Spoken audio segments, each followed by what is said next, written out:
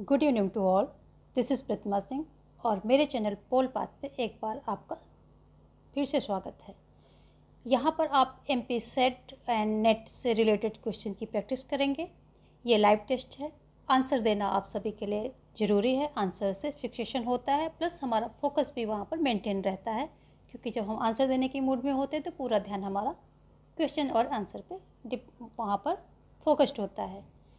ये आज की क्वेश्चंस बहुत इंपॉर्टेंट हैं और नंबर ऑफ़ क्वेश्चंस भी हमने बहुत ज़्यादा रखे हैं। आज क्लास बहुत इंपॉर्टेंट होने वाली है, तो जितने लोग भी जुड़े हैं अभी वो फटाफट क्लास को शेयर कर दें अपने सभी दोस्तों में, सभी ग्रुप्स में दे दें, ताकि और भी लोग आकर के जुड़ जाएं।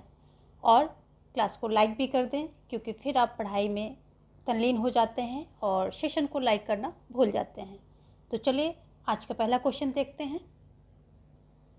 तो पहला क्वेश्चन स्क्रीन पर है। फॉन्ट छोटे हैं बट क्लियर हैं। यदि आपको पढ़ने में दिक्कत हो रही है तो आप अपनी स्क्रीन को जूम कर सकते हैं। आप पूरे अच्छी तरह से पढ़ने में वहाँ पर पढ़ पाएंगे। तो यदि पढ़ने में दिक्कत हो रही है तो अपने जो स्क्रीन है उसको जूम कर लीजिए। जूम करके क्वेश्चन को पढ़ सकते हैं। देखेंगे पहला क्वेश्चन क्या कह रहा है। भारत में संघवाद संबंधी घटनाओं के विकास के सही मजदूरी का बटाई से कालक्रम की पहचान, जो कालक्रम है उसके क्रम की पहचान करनी है। कौन सा है? आनंदपुर साहिब प्रस्ताव, राजमन्नार समिति, पुंछी आयोग, पश्चिम बंगाल ज्ञापन। दूसरा है पश्चिम बंगाल राजमन्नार समिति, आनंदपुर साहिब प्रस्ताव, पुंछी आयोग। तीसरा है राजमन्नार समिति, पश्चिम बंगाल, आनंदपुर साहिब प्रस्ताव, पुंछी आयोग। चौथा है राजमन्नार समिति, आनंदपुर साहिब, पश्चिम बंगाल ज्ञापन और पुंछी आयोग। तो इनको सबको क्रम में लगाना है। ऑप्शन डी हमारा यहाँ पर सही हो जाएगा। देखते हैं इसकी थोड़ा सा सन देख लेते हैं इन सब। तो ये इनका क्रम है। 1967 राजमन्नार समिति, 1973 में आनंदपुर साहिब प्रस्ताव, 1977 में पश्चिम बंगाल ज्ञापन और 2007 में पुंछी आयोग। ये इसका क्रम है। आंसर इसका डी है। जब भी आपके पास पीडीएफ जाएगी तो आपको जो है सारी चीज़ें क्लियर होनी चाहिए, नहीं तो मुझे फिर से उसको मेंटेन करना पड़ता है। इसलिए यहाँ पर लिख दिया है ताकि पीडीएफ आपके पास जाए तो आप उसको अच्छे से देख सकें, समझ सकें। देखेंगे नेक्स्ट क्वेश्चन। नेक्स्ट क्वेश्चन क्या कह रहा है। निम्नलिखित में से किसने भारतीय पूंजीवाद का वर्णन धर्मशाला पूंजीवाद के रूप में किया है? किसने किया है? VK राव या जे भगवती या अमृत सेन या राजकृष्ण। ऑप्शन डी यहाँ पर सही हो जाएगा, राजकृष्ण। देखेंगे नेक्स्ट क्वेश्चन। नेक्स्ट क्वेश्चन है। निम्नलिखित में से कौन भारत में निर्वाचन सुधारों से संबद्ध नहीं है? कौन है? तारकुंडे समिति, दिनेश गोस्वामी समिति, NN वोहरा समिति, इंद्रजीत गुप्त समिति। तो इसमें जो है NN वोहरा समिति यही जो है नहीं संबंधित पूछ रहा, तो ये संबंधित इससे नहीं है। ठीक है। नेक्स्ट क्वेश्चन है। निम्नलिखित में से कौन भारत में बजट को लागू करने हेतु नोडल एजेंसी है? तो ये मैंने आपको पहले भी करा रखा है। संसद है, लोक सेवा समिति है, वित्त मंत्रालय या भारत का नियंत्रक महालेखा परीक्षक है। नोडल एजेंसी की बात हो रही तो वो है वित्त मंत्रालय। ऑप्शन सी यहाँ पर सही हो जाएगा। नेक्स्ट है। भारत में शब्द घाटा वित्तीयन को सर्वप्रथम निम्नलिखित में से किसके द्वारा परिभाषित किया गया था? पंचवर्षीय योजना, वित्त आयोग, प्रशासनिक सुधार आयोग या AD गोरवाला रिपोर्ट। तो ऑप्शन ए यहाँ पर सही हो जाएगा, पंचवर्षीय योजना। देखेंगे नेक्स्ट क्वेश्चन। नेक्स्ट क्वेश्चन कह रहा है कि निम्नलिखित में से क्या 73rd संशोधन जो होता है अधिनियम और 74th संशोधन अधिनियम के बीच समान विशेषताएं हैं, यानी कि समानताएं क्या हैं? तो समय समय पर निर्वाचन दोनों में है, सामाजिक और आर्थिक कमजोर समूहों का सशक्तिकरण ये भी है, राज्य चुनाव आयोग का गठन, यस। और ये जो ऑप्शन डी है यही नहीं है, वार्ड समितियों का गठन, नीचे दिए गए का गठन। तो ये जो है दोनों से संबंधित नहीं है, यानी कि समान विशेषताओं में नहीं आता है। तो ऑप्शन बी जो है यहाँ पर सही हो जाएगा। नेक्स्ट क्वेश्चन क्या कह रहा है। निम्नलिखित में से कौन सांविधिक निकाय है? विश्वविद्यालय अनुदान आयोग, राजभाषा आयोग, रेलवे बोर्ड, परमाणु ऊर्जा आयोग। कौन सा है? तो इसमें जो है A, C और D ये सही है। तो यहाँ पर जो है ऑप्शन बी सही हो जाएगा, A, C, D ये सही है। राजभाषा आयोग संवैधानिक है। ठीक है, ये क्या है? संवैधानिक है। चलिए देखेंगे नेक्स्ट क्वेश्चन। ऑप्शन बी यहाँ पर सही हो रहा है। नेक्स्ट क्वेश्चन क्या कह रहा है, निम्नलिखित में से कौन सा मंत्रालय सेवार्थी वृंद सिद्धांत के आधार पर गठित मंत्रालय का एक उदाहरण है? रक्षा मंत्रालय, मानव संसाधन विकास मंत्रालय, कृषि मंत्रालय, विधि मंत्रालय। ऑप्शन सी जो है कृषि मंत्रालय सही हो जाएगा। नेक्स्ट क्वेश्चन क्या कर रहा है कि लोक प्रशासन के अध्ययन के निम्नलिखित उपागमों को अनुक्रमिक क्रम में व्यवस्थित कीजिए। क्रम में लगाना है आपको। व्यवहारिक उपागम, व्यवस्था उपागम, संस्थागत उपागम, लोकनीति उपागम। तो सबसे पहले जो है हम सी को लेंगे, संस्थागत उपागम फर्स्ट हो गया, फिर व्यवहारिक उपागम, ठीक है, और फिर कौन सा आएगा, फिर आएगा व्यवस्था उपागम, तो ये थर्ड कर लेते हैं इसको। उसके बाद आएगा लोकनीति उपागम, तो इसको हम फोर्थ कर लेते हैं, ठीक है। तो CABD ये ऑप्शन आपका सही हो रहा है, पहला, यस, पहला, दूसरा, तीसरा, चौथा, ठीक है। ऑप्शन डी जो है आपका सही हो रहा है। चलिए देखेंगे नेक्स्ट क्वेश्चन। नेक्स्ट क्वेश्चन क्या कह रहा है कि नीचे दिए गए कथन है, अभिकथन है और उसका तर्क है, तो उस पर आपको सही देखना है। अभिकथन क्या कह रहा है, भारत में लोक सेवकों के कोई राजनीतिक अधिकार नहीं होते हैं। दूसरा उसका तर्क क्या है, तटस्थता भारत में लोक सेवाओं की विशेषता है। तो यहाँ AR दोनों सही है, RA की सही स्पष्टीकरण है, AR दोनों सही है, RA का सही स्पष्टीकरण नहीं है। A सत्य है, R असत्य है, A असत्य है परंतु R सत्य है। तो यहाँ पर ऑप्शन डी सही हो जाएगा, क्योंकि भारत में लोक सेवकों के कोई राजनीतिक अधिकार नहीं होते, ऐसा सही नहीं है, उनके होते हैं। और तटस्थता भारत में लोक सेवाओं की विशेषता है। तो जो लोक सेवक होते हैं तो वो किसी पार्टी से तरफ उनका झुकाव नहीं होता, वो तटस्थ होते हैं, पार्टी आती जाती रहती है, उनका काम वो निष्पक्ष और तटस्थ रूप से अपना काम करने की उनको ये हिदायत दी जाती है। तो ऑप्शन जो है यहाँ पर डी सही होगा। A असत्य है परंतु R सत्य है। नेक्स्ट क्वेश्चन क्या कह रहा है, निम्नलिखित में से किन्हें द्वितीय प्रशासनिक सुधार आयोग ने भारत में नागरिक केंद्रीय प्रशासन में अवरोध के रूप में पहचान की है? लोक सेवकों के लचीला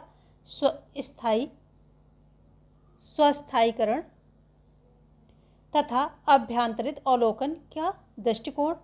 B है लोक सेवकों के उत्तरदायित्व का अभाव। C है सुशिक्षित राजनीतिक नेतृत्व का अभाव। D है नागरिकों के अपने अधिकारों एवं कर्तव्यों की जानकारी का निम्न स्तर। तो इसमें जो है कौन सा सही है वो आपको बताना है कोड की मदद लेकर के। यहाँ पर ऑप्शन जो है डी सही हो जाएगा, ABCD यानी कि सभी जो हैं उसके रूप में पहचान की है, अवरोध के रूप में। देखेंगे नेक्स्ट क्वेश्चन। और जो ये द्वितीय प्रशासनिक सुधार आयोग है, ये वीरप्पा मोइली की अध्यक्षता में गठित किया गया था, ये आप ध्यान रखेंगे। देखेंगे नेक्स्ट क्वेश्चन। निम्नलिखित में से कौन सी प्रकार की नौकरशाही स्वयं को लोकहित का संरक्षक मानती है परंतु वह लोकमत से स्वतंत्र है तथा प्रति उत्तरदायी नहीं है? कौन सी है? योग्यता आधारित नौकरशाही, जाति नौकरशाही, संरक्षण नौकरशाही या अभिभावक नौकरशाही। तो ये जो विशेषता है ये अभिभावक नौकरशाही की है, ऑप्शन डी यहाँ पर सही हो जाएगा। नेक्स्ट क्वेश्चन क्या कह रहा है कि निम्नलिखित में से या किसका विचार है कि आयोजना संगठन निर्माण, समन्वयकार तथा बजट निर्माण कार्य की प्रबंधकीय तकनीकें तथा कौशल सार्वजनिक तथा निजी प्रशासन में एक समान है? किसका है? हेनरी फेयोल का है, MP फॉलेट का है, लूथर गुलिक का है, L उर्विक का है। तो किसका है? ये सभी का ये कहना है, ठीक है। तो ऑप्शन डी यहाँ पर ABCD सही हो जाएगा। नेक्स्ट क्वेश्चन है, पूंजीवाद भौतिक अर्थव्यवस्था उत्पादकों तथा उपभोक्ताओं, विक्रेताओं एवं क्रेताओं की वस्तु श्रृंखला से बनी है जो वैश्विक अर्थव्यवस्था के केंद्र में देशों को जोड़ती है। यह निम्नलिखित में से किसका आधार है? भूमंडलीकरण तथा आधुनिकीकरण सिद्धांत, लेनिन के साम्राज्यवाद का सिद्धांत, फ्रीडमैन का सिद्धांत विश्व सपाट है, या फिर विश्व व्यवस्था का सिद्धांत। तो ये जो है विश्व व्यवस्था का सिद्धांत है, ऑप्शन डी जो है यहाँ पर सही हो जाएगा। निम्नलिखित में से कौन सा यथार्थवाद की ब्रितानी विचारधारा यानी ब्रिटिश स्कूल ऑफ रियलिज्म से संबंधित है? रेने होल्ड निबूहर हैं, या NJ स्पाइकमैन हैं, या क्विंसी राइट हैं, या हेडली बुल हैं? तो ये भी जो है ऑप्शन डी यहाँ पर सही हो जाएगा, हेडली बुल। नेक्स्ट क्वेश्चन क्या कह रहा है? नेक्स्ट क्वेश्चन है, आतंक का संतुलन का विचार निम्नलिखित में से किससे संबंधित है? वैश्विक आतंकवाद, आतंकवाद विरोधी रणनीति, नशीले पदार्थ के तस्करों की आतंकवादी गतिविधियां, परमाणु हथियारों से निकलने वाली दुनिया को बार बार तबाह करने वाली क्षमता। तो ये वैश्विक जो आतंक का संतुलन है, ये वैश्विक आतंकवाद से संबंधित है और इसको जो है, तो यहाँ पर जो है ऑप्शन डी सही हो जाएगा। आतंक का संतुलन जो है लेस्टर पियर्सन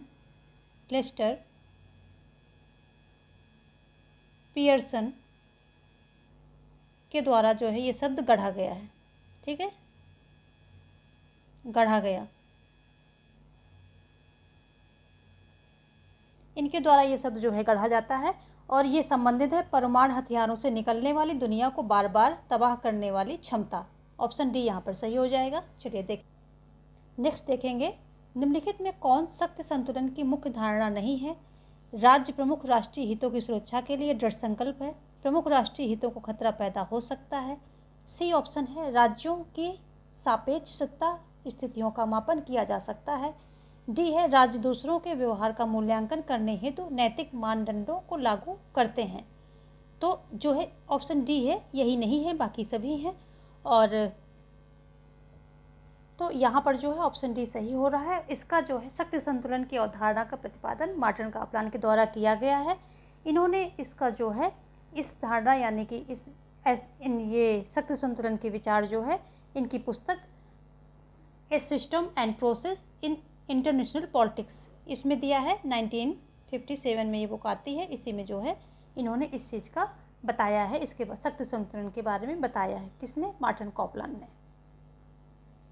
नेक्स्ट देखेंगे, किन किन देशों ने क्योटो प्रोटोकॉल का अनुपालन करते हुए उत्सर्जन में कमी लाने को विधिक रूप से अनिवार्य किए जाने के प्रस्ताव को अस्वीकार कर दिया था?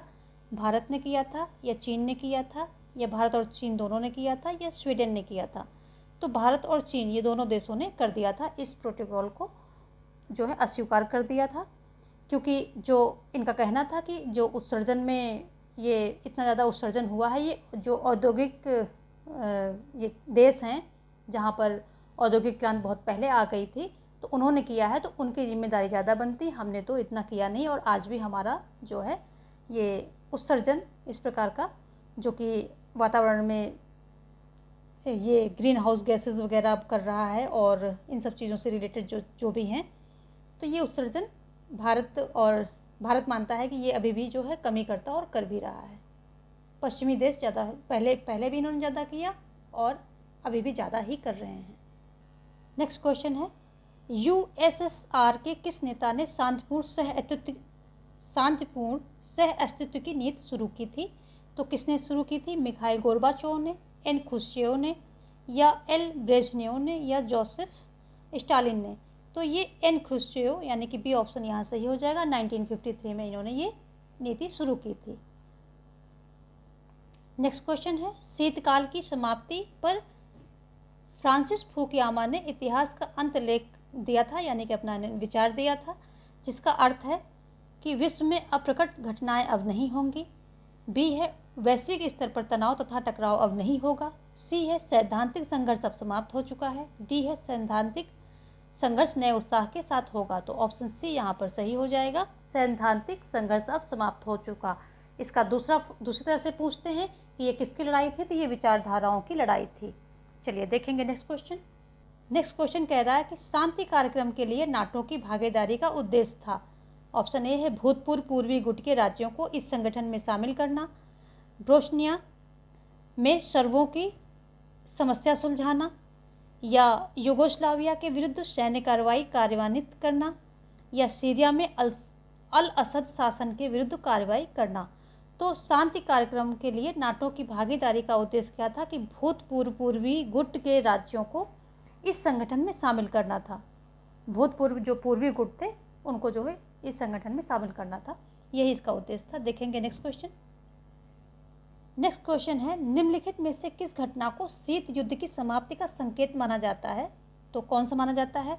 वर्ष 1991 में सोवियत संघ का विघटन, वर्ष 1989 में बर्लिन की दीवार का गिराया जाना, या वर्ष 1991 में कजाकिस्तान गणराज्य द्वारा स्वतंत्र होने की घोषणा, यह वर्ष 1989 में बाल्टिक राज्यों में स्वतंत्रता हेतु बड़े पैमाने पर विद्रोह। तो जो ये बर्लिन की दीवार का गिराया जाना यही संकेत है, ऑप्शन बी यही सही हो जाएगा। शीत युद्ध की समाप्ति का संकेत माना जाता है। ये 1989 में गिराई जाती है। नेक्स्ट क्वेश्चन क्या कह रहा है कि निम्नलिखित में से किस संधि पर हस्ताक्षर किए जाने के परिणाम स्वरूप यूरोपीय समुदाय ईसी का नाम, ईसी यानी कि यूरोपीय समुदाय जिसे ईसी बोलते हैं, इसी का नाम बदलकर उसे नया नाम यूरोपीय संघ दिया गया। तो कौन सी संधि थी वो देख लेते हैं। मास्ट्रिक्ट की संधि थी, या रोम की संधि थी, या लिस्बन की संधि थी, या नाइस की संधि थी। तो ऑप्शन ए यहाँ पर मास्ट्रिक्ट की संधि ये थी। और ये होती कब है? 1992 में इसी के हस्ताक्षर हुए और इसका यूरोपीय समुदाय को बदल करके यूरोपीय संघ इसको नाम दे दिया गया था। नेक्स्ट क्वेश्चन कह रहा है निम्नलिखित में कौन संयुक्त राष्ट्र की विशेष एजेंसी नहीं है? WHO, IMF, FAO या ओपेक, कौन सी नहीं है? तो ऑप्शन डी यहाँ पर ओपेक सही हो जाएगा। ये संयुक्त राष्ट्र की विशेष एजेंसी नहीं है, बल्कि ये जो तेल है इसका निर्यातक देशों का एक समूह है। और इसका पूरा नाम देखें, organisation of petroleum exportation countries, ये इसका जो है पूरा नाम है ओपेक का। नेक्स्ट है निम्नलिखित में से यह किसने कहा कि राजनीतिक सिद्धांत एक महत्वपूर्ण कार्य केवल राजनीतिक व्यवहार को दर्शाना नहीं बल्कि वह भी दर्शाना होता है कि इसका अर्थ है यह दर्शाने के लिए कि किसी प्रथा का क्या अर्थ है अथवा इसका क्या अर्थ होना चाहिए, राजनीतिक सिद्धांत उसको बदल सकता है जो वह है। तो ये कथन किसका है? बहुत घुमा हुआ है और ये जो है GH सेबाइन का कथन है। ठीक है, ये ऑप्शन ए यहाँ पर सही हो जाएगा। और इन्होंने अपनी पुस्तक ए हिस्ट्री ऑफ पॉलिटिकल थ्योरी में ये बात इन्होंने कही थी। 1937 में आती है, इसी में इन्होंने ये बात कही थी। चलिए देखेंगे नेक्स्ट क्वेश्चन क्या है। आपके पास अभिकथन है, तर्क है और देखना है। तो अभिकथन क्या है? लेनिन ने बुद्धिजीवियों के क्रांतिकारी कार्य का एक नया सिद्धांत प्रस्तुत किया और क्रांति के प्रभावी कारण उत्पादन के विचार होते हैं, ना कि उसकी भौतिक स्थितियाँ। तो यहाँ पर दोनों कथन सत्य हैं और RA की सही स्पष्टीकरण है। ऑप्शन ए जो है यहाँ पर सही हो जाएगा, यानी कि पहला ऑप्शन ये सही हो जाएगा। नेक्स्ट क्वेश्चन क्या कह रहा है कि निम्नलिखित में से किसने यह घोषणा की थी कि मेरे लिए आचार, नैतिकता तथा धर्म विनिमय पद हैं, धर्म के संदर्भ के बिना एक नैतिक जीवन रेत पर निर्मित भवन के समान है। तो ये महात्मा गांधी जी ने कहा था। ऑप्शन सी यहाँ पर सही हो रहा है। नेक्स्ट क्वेश्चन क्या है? नीचे आपको फिर से अभिकथन दिया गया, तर्क दिया गया है। अभिकथन पढ़ते हैं पहले। अरस्तु के किसी भी प्रमाणिक बोध के द्वारा इस विचार का समर्थन नहीं किया जा सकता है कि उसकी दार्शनिक व्यवस्था प्लेटो के विपरीत थी। तर्क क्या है? अरस्तु की व्यवस्था प्लेटो की व्यवस्था की त्रुटियों से मुक्त आदर्शवाद को दार्शनिक रूप देने का एक प्रयास है। तो यहाँ पर दोनों ही कथन सत्य हैं और AR दोनों सत्य है। RA का सही स्पष्टीकरण है। ठीक है, चलिए देखेंगे हम नेक्स्ट क्वेश्चन। अब अगेन आपके पास अभिकथन और तर्क दिए गए हैं, तो उसको आप देखेंगे। अभिकथन क्या कह रहा है? मैकियावलीवाद नैतिकता के दोहरे मापदंड का समर्थन करता है, जिसमें एक तो शासक के लिए है जबकि दूसरी निजी नागरिकों के लिए है। तो ये बिल्कुल सच बात है। उनके दोहरे मापदंड के लिए उनकी आलोचना भी की गई है। और तर्क क्या है? राज्य के निर्माता के रूप में शासक न सिर्फ कानून से परे है बल्कि नैतिकता से भी परे है। तो ये दोनों ही बातें सही गई हैं मैकियावली के संदर्भ में। तो यहाँ पर जो है ऑप्शन ए सही हो जाएगा। RA दोनों सत्य है और RA का सही स्पष्टीकरण है। नेक्स्ट क्वेश्चन क्या कह रहा है कि निम्नलिखित में से किसके विचारों को उपयोगितावाद के दार्शनिक अतिवाद के रूप में शामिल किया गया है? Machiavelli, John Locke, Thomas Hobbes, Rousseau. तो यहाँ पर बी ऑप्शन जो है सही हो जाएगा। थॉमस हॉब्स के विचारों को उपयोगितावाद के दार्शनिक अतिवाद में शामिल किया गया है। अगेन आपके पास जो है अभिकथन और तर्क है। देखेंगे हम पहले अभिकथन देख लेते हैं। कुछ लोग कार्ल मार्क्स की व्याख्या आर्थिक नियतवाद के रूप में करते हैं जबकि अन्य इसे मानवोचित समाजवादी के रूप में व्याख्या करते हैं। तर्क क्या है कि समस्या उनकी अपनी रचनाओं की व्यापकता तथा उसके जटिल स्वरूप से पैदा होती है। तो यहाँ पर जो है दोनों ही कथन सत्य हैं और AR की सही व्याख्या यानी कि स्पष्टीकरण है। आप अपनी स्क्रीन जूम करके ये सेंटेंस पढ़ सकते हैं। ऑप्शन ए जो है यहाँ पर सही हो रहा है। नेक्स्ट क्वेश्चन क्या कह रहा है कि श्री अरविंद की निम्नलिखित पुस्तकों को उसके सही कालक्रम में व्यवस्थित कीजिए और दिए गए कोड का आपको प्रयोग करना है। तो यहाँ पर लव एंड डेथ है, द लाइफ डिवाइन है, एसेज ऑन गीता है, सावित्री, ए लीजेंड एंड सिंबल। तो ये जो है यहाँ पर सबसे पहले जो इनकी द लाइफ डिवाइन आती है, श्री अरविंद की बात हो रही, द लाइफ डिवाइन आती है, उसके बाद एसेज ऑन गीता आती है, उसके बाद लव एंड डेथ आती है, तब फिर सावित्री, अ लीजेंड एंड ए सिंबल। तो ऑप्शन ए यहाँ पर जो है सही हो जाएगा। नेक्स्ट क्वेश्चन क्या कह रहा है कि वर्ष 1960 में आमन तथा पावेल द्वारा संरचनात्मक प्रकार्यात्मक का अनुप्रयोग निम्नलिखित में से किसका अनुप्रयोग था? तो जो है ये ईस्टर्न की राजनीतिक व्यवस्था का ढांचा, डहल का बहुतंत्र, डहल होगा यहाँ पर, लुसियन पाई का आधुनिकीकरण सिद्धांत, या रोस्तों का विकास के चरण का सिद्धांत।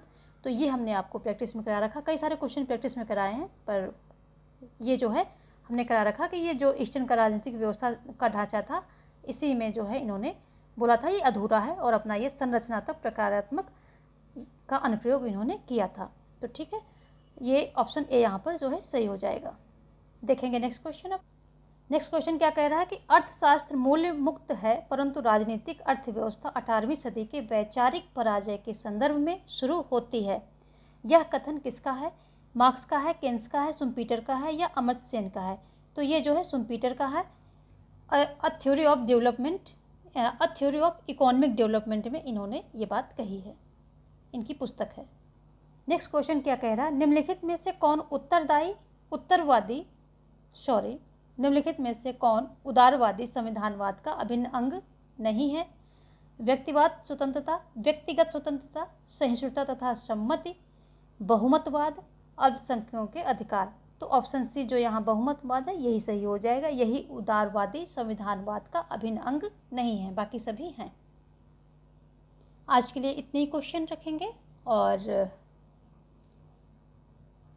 वीडियो को देखने के लिए बहुत बहुत धन्यवाद। वीडियो को लाइक भी करना है और शेयर भी करना है। Good night.